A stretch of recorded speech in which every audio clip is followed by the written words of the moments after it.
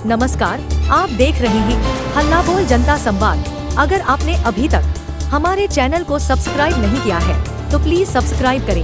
आइए अब बढ़ते हैं खबरों की ओर। धौलपुर जिले में बुधवार को आयोजित rising Rajasthan global investment summit 2024 के कार्यक्रम में जिला प्रभारी मंत्री जवाहर सिंह बेढम अपने एक दिवसीय दौरे पर पहुंचे थे। जिला प्रशासन, जिला उद्योग वाणिज्य केंद्र और रीको के सहयोग से आयोजित कार्यक्रम में जिले में करीब 600 करोड़ रुपए से अधिक के नए निवेश के लिए 31 इकाइयों के MOU हुए हैं। मंत्री बेढम ने सभी उद्योगपति को MOU की फाइल प्रदान की। मंत्री जवाहर सिंह बेढम ने कहा कि CM भजनलाल शर्मा के नेतृत्व में प्रदेश हर क्षेत्र में अग्रसर है। उन्होंने कहा कि धौलपुर जिले में आयोजित rising Rajasthan global investment summit 2024 के तहत 31 इकाइयों ने करीब 600 करोड़ रुपए का MOU किया है, जिससे धौलपुर ही नहीं प्रदेश आगे बढ़ेगा और बेरोजगारों को रोजगार के अवसर मिलेंगे। कार्यक्रम में जिला collector Srinidhi BT, SP Sumit Mehrana सहित जिले के आला अधिकारी और जनप्रतिनिधि मौजूद रहे। प्रोग्राम आयोजित हुआ है, इसके आमजन को क्या एडवांटेजेस रहेंगे, क्या फायदे रहेंगे? देखिए, सबसे पहले तो मैं उन निवेशकों का साधुवाद और धन्यवाद करना चाहूँगा जिन्होंने राजस्थान सरकार के विश्वास पर और जिला प्रशासन के आमंत्रण पर धौलपुर में 600 करोड़ से ज़्यादा का निवेश करने का आज MOU किया है। निश्चित रूप से प्रदेश के यशस्वी मुख्यमंत्री आदरणीय भजनलाल शर्मा जी का जो सोच है कि राजस्थान विकास की दृष्टि से नंबर 1 बने, उसके लिए विभिन्न क्षेत्रों में इंफ्रास्ट्रक्चर डेवलपमेंट के साथ साथ या औद्योगिक विकास भी हो, जिससे राजस्थान की आर्थिक स्थिति मजबूत हो, साथ साथ हमारे राजस्थान के नौजवानों को रोजगार मिले, रोजगार सृजन होगा और उत्पादन होगा और इकाइयाँ स्थापित होंगी तो उसके लाइट में अन्य जो रोजगार के साधन हैं, ट्रांसपोर्टेशन से हैं, होटल व्यवसाय है, कच्चे माल की सप्लाई है, उनमें निश्चित रूप से इजाफा होगा।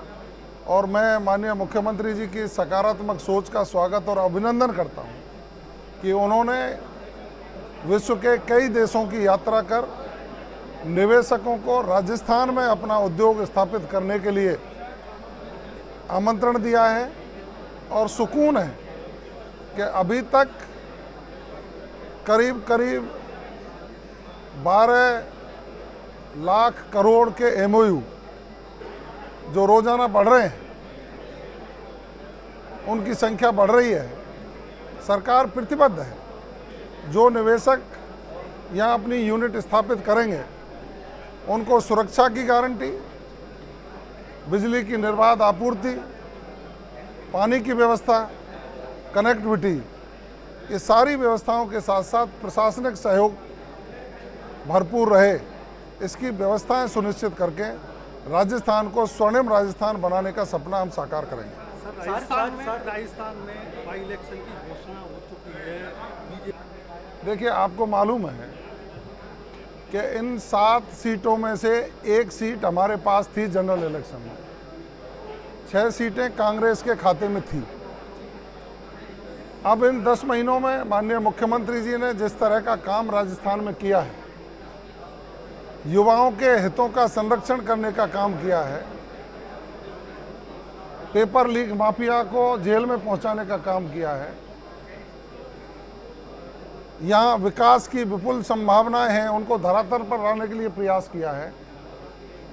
बजट घोषणाओं में आम जन की सुविधाओं को बढ़ाने के लिए चिकित्सा हो, शिक्षा हो, बिजली हो, पानी हो, ERCP जैसे महत्वपूर्ण प्रोजेक्ट का MOU करके राजस्थान की प्यास बुझाने का काम किया। झुंझुनू और शेखावाटी की साइड में हरियाणा से पानी का समझौता करके उनको पानी पहुंचाने के लिए संकल्प लिया है। ब्राह्मणी नदी को बीसलपुर से जोड़कर और बीसलपुर को बाणगंगा और बाणगंगा से रूपा रेल तक जोड़ने की जो उनकी सोच है, आमजन को विश्वास है कि हमारा हितैषी मुख्यमंत्री बैठा है और राजस्थान की सरकार आमजन के प्रति जवाबदेह सरकार है। इसी आधार पर हम 7 के 7 सीट भारतीय जनता पार्टी जीतेगी। मंत्री जी, जिले का मुख्यमंत्री जी पिछले दिनों भरतपुर आए थे और मैं धन्यवाद दूंगा यहाँ के जिला कलेक्टर महोदय को।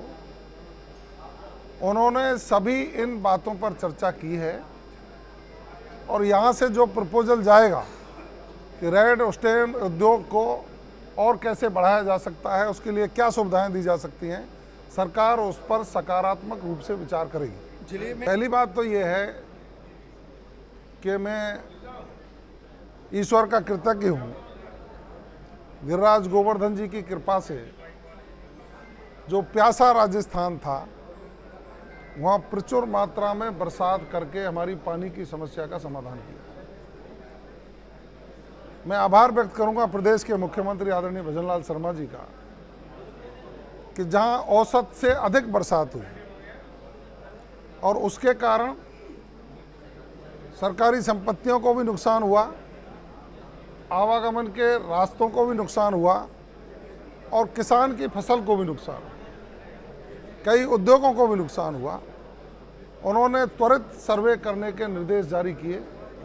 मैं स्वयं ने आकर के जिला कलेक्टर धौलपुर को कहा कि इनका शीघ्र सर्वे करें।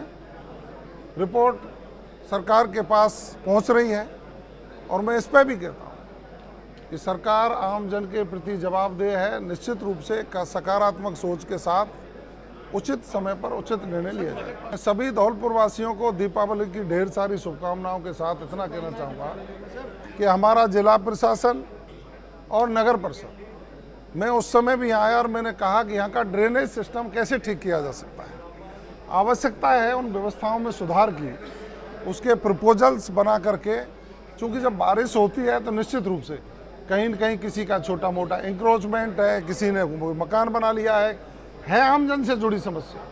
जैसे ही इंक्रोचमेंट के खिलाफ पीला पंजा जाएगा तब भी वही लोग आगे आएंगे भाई ये नुकसान हो रहा है। तो हमने ये कहा है कि इसका ड्रेनेज सिस्टम कैसे ठीक किया जा सकता है, उसको शीघ्रातिशीघ्र करके धौलपुर को निजात दिलाने का काम करेंगे। कि मंत्रिमंडलीय समिति की 2 बैठकें हो चुकी, अभी हम जो 6 मंत्री हैं उनकी चर्चा होकर के सरकार को रिपोर्ट जानी है। निश्चित रूप से प्रदेश में स्वच्छ शासन, स्वच्छ प्रशासन और स्वच्छता से भर्तियां हों, इसका ख्याल रखते हुए राजस्थान के युवाओं के हित में निर्णय होगा।